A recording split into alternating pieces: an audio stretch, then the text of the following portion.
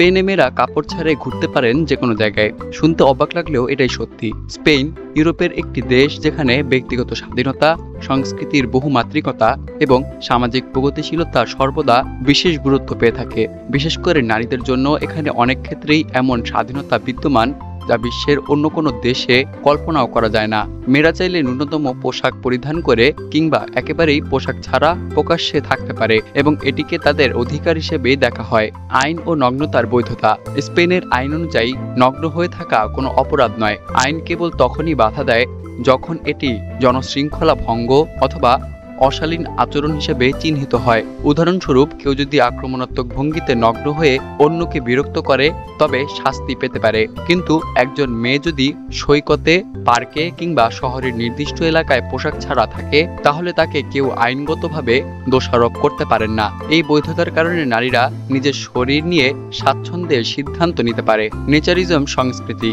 স্পেনে নেচারিজম অথবা প্রকৃতির সঙ্গে সম্পূর্ণ স্বাভাবিকভাবে একাত্ম হয়ে বেঁচে থাকার ধারা ব্যাপকভাবে প্রচলিত।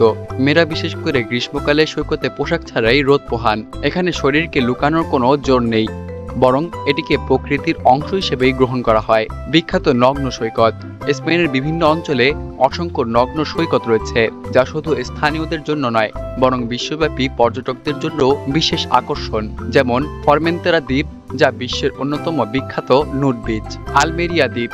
এখানে ইউরোপের বৃহত্তম নেচারিস্ট কমিউনিটি গড়ে উঠেছে। এই সব সৈকতে মেয়েরা সম্পূর্ণ পোশাকবিহীন হয়ে অবাধে সময় কাটাতে পারে। শহরে জীবনে মেয়েদের স্বাধীনতা। শুধু সৈকত নয়, বার্সেলোনা এবং মাদ্রিদের মতো বড় শহরগুলোতে মেয়েরা ন্যূনতম পোশাক পরে স্বাধীনভাবে চলাফেরা করতে পারে। গরমকালে মেয়েরা অনেক সময় বিকিনি অথবা শর্টস পরেই পুরো শহরে ঘুরে বেড়ায়। এমনকি কিছু এলাকায় মেয়েদের পোশাক ছাড়াই সাইকেল চালাতে দেখা যায়, যা স্থানীয় সমাজের কাছে অস্বাভাবিক কিছু নয়। স্পেনে নগ্নতা নিয়ে তেমন কোনো সামাজিক বাধা নেই। মেয়েরা যখন পোশাক ছাড়াই বাইরে বের হয় তখন সেটিকে সাধারণত ব্যক্তিগত স্বাধীনতার সিদ্ধান্ত হিসেবে দেখা হয়। অনেক সময় পরিবার পরিজনের সঙ্গেও নারীরা নগ্ন সৈকতে যান। শিশু থেকে বয়স্ক সব বয়সের মানুষ এটি সহজভাবে মেনে নেয়। ফলে মেয়েদের জন্য এটি শুধু সাহসী পদক্ষেপ হয় না, বরং সামাজিকভাবে স্বীকৃতিও পেয়ে থাকে। স্পেনে আমার শরীর আমার সিদ্ধান্ত অর্থাৎ মাই বডি মাই চয়েস ধারণাটি বাস্তব জীবনে দৃশ্যমান। পর্যটন শিল্পে ইতিবাচক প্রভাব। স্পেনের নগ্নতা বান্ধব সংস্কৃতি আন্তর্জাতিক পর্যটকদের কাছে অত্যন্ত আকর্ষণীয়। প্রতি বছর লাখ লাখ পর্যটক নুড বিচ এবং নেচারিস্ট রিসর্ট উপভোগ করতে আসে। বিশেষ করে তরুণ পর্যটকদের কাছে এটি স্পেনকে আরো জনপ্রিয় করেছে। এর মাধ্যমে দেশটির অর্থনীতি শক্তিশালী হয়েছে এবং বৈশ্বিকভাবে একটি আধুনিক, প্রগতিশীল এবং মুক্ত সমাজ হিসেবে পরিচিতি পেয়েছে। সমালোচনা এবং বিতর্ক।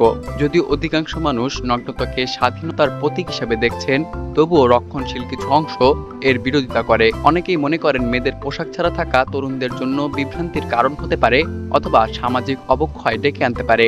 তবে আধুনিক স্পেনে এই সমালোচনাগুলো খুব একটা গুরুত্ব পায় না। স্পেন এমন এক দেশ যেখানে মেয়েরা ইচ্ছা করলে পোশাক ছাড়াই বাইরে যেতে পারে এবং এটি তাদের আইনি এবং সামাজিকভাবে গ্রহণযোগ্যতা পায়, যা নারীর স্বাধীনতা এবং ব্যক্তিগত সিদ্ধান্ত এবং প্রগতিশীল সমাজ ব্যবস্থার প্রতীক হিসেবে সেখানে দেখা হয়। বিশ্বের অন্যান্য দেশগুলো যেখানে নারীর পোশাক নিয়ে নানা বিধিনিষেধ আরোপ করে, সেখানে স্পেনে নারীদের জন্য এক ভিন্ন বাস্তবতা তৈরি করেছে, যেখানে শরীর দেখানো কোনো লজ্জার বিষয় মনে করা হয় না।